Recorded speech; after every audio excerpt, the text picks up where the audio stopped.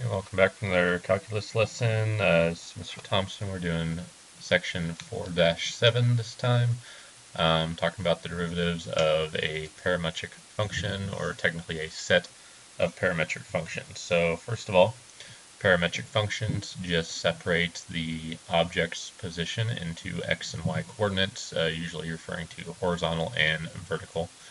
So x is usually the horizontal, and y is the vertical. Now, if this is the case, we have two different functions as a function of t, time. So as time is passing, the object is moving horizontally and vertically according to the function. So the derivative, if we want to find the combined dy dx, it is going to be dy dt over dx dt. Gives us dy dx. So I find the derivative of each independent function, put it on top of each other, and that gives us the overall derivative. Now, let's go ahead and take a look at the simple example we're given in the book. So this example 2. If the x, the horizontal motion, is given as t cubed, and y is given as e to the 2t,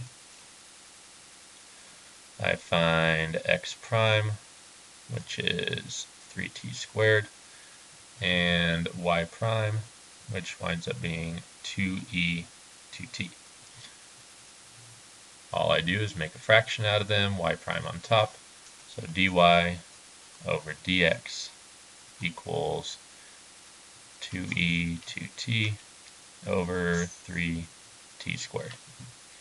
So that's my derivative of the parametric functions. Simple process.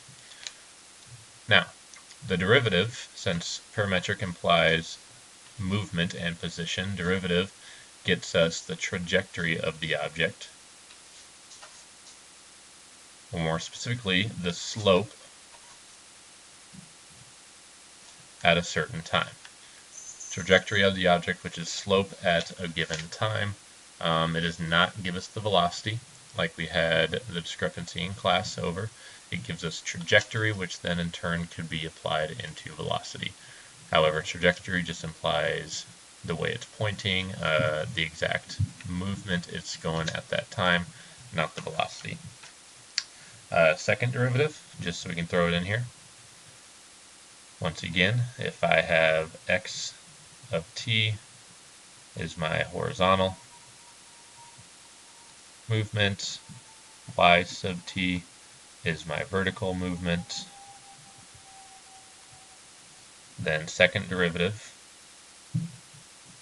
d squared y over dx squared equals u prime v double prime minus u double prime v prime all over u prime to the 3.